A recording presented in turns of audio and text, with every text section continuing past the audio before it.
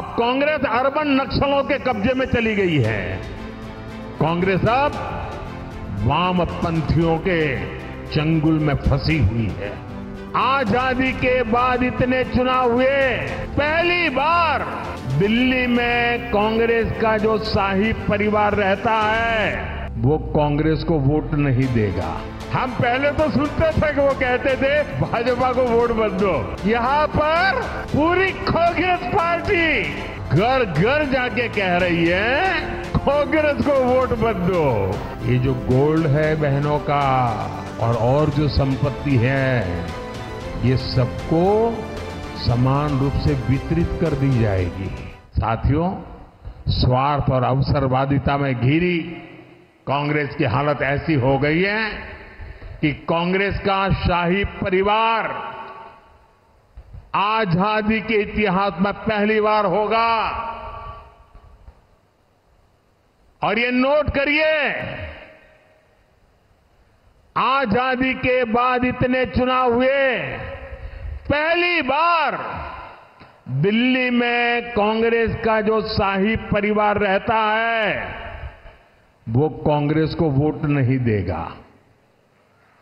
अगर ये शाही परिवार कांग्रेस को वोट नहीं देता है तो आपसे वोट मांगने का उनको क्या हक है भाइयों।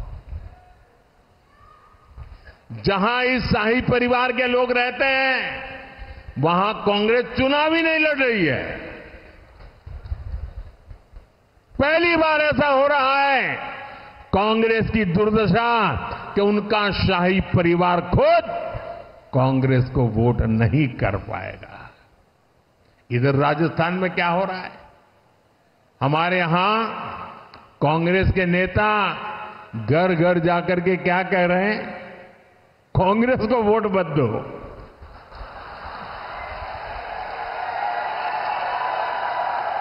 पूरी कांग्रेस पार्टी हम पहले तो सुनते थे कि वो कहते थे भाजपा को वोट मत दो। यहां पर पूरी कांग्रेस पार्टी घर घर जाके कह रही है कांग्रेस को वोट मत दो। दिल्ली में शाही परिवार कांग्रेस को वोट नहीं देता, यहां कांग्रेस कहती है कांग्रेस को वोट मत दो। ये हाल है इस पार्टी का, इस पर आप भरोसा कर सकते हैं। भाइयों बहनों, इन दिनों जो लोग कांग्रेस छोड़कर के बाहर निकले हैं वे एक बात बड़ी गंभीरता से बताते हैं। वो सारे लोग कह रहे हैं कि कांग्रेस अब कांग्रेस नहीं रही है। अब कांग्रेस अर्बन नक्सलों के कब्जे में चली गई है। कांग्रेस अब वामपंथियों के चंगुल में फंसी हुई है। तो हमारे एक मित्र ने उनको पूछा कि आप ये कैसे कहते हैं, तो उन्होंने कहा उनका मैनिफेस्टो देख लीजिए, इस बार का कांग्रेस का मैनिफेस्टो देख लीजिए।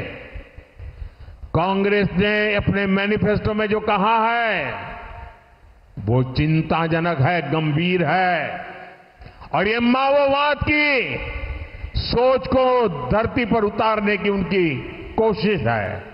उन्होंने कहा है कि अगर कांग्रेस की सरकार बनेगी तो हरेक की प्रॉपर्टी का सर्वे किया जाएगा। हमारी बहनों के पास सोना कितना है उसकी जांच की जाएगी, उसका हिसाब लगाया जाएगा। हमारे आदिवासी परिवारों में चांदी होती है, सिल्वर कितना है उसका हिसाब लगाया जाएगा। सरकारी मुलाजिमों के पास कितना जगह है, क्या है, पैसे कहाँ है, नौकरी कहाँ है, उसकी जांच की जाएगी।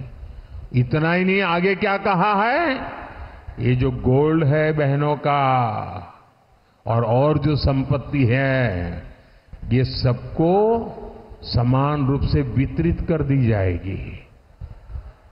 क्या ये आपको मंजूर है? क्या आपकी संपत्ति सरकार को हटने का अधिकार है? क्या आपकी संपत्ति को, आपने मेहनत करके कमाई हुई संपत्ति को सरकार को ऐंठने का अधिकार है? क्या उस संपत्ति को मेरी माताओं बहनों की जिंदगी में सोना वो सिर्फ शो करने के लिए नहीं होता है, उसके स्वाभिमान से जुड़ा हुआ है।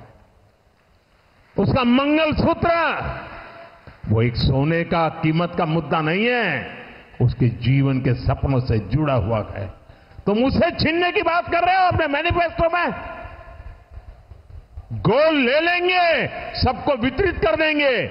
और पहले जब उनकी सरकार थी उन्होंने कहा था कि देश की संपत्ति पर पहला अधिकार मुसलमानों का है। इसका मतलब ये संपत्ति इकट्ठी करके किसको बांटेंगे? जिनके ज्यादा बच्चे हैं उनको बांटेंगे।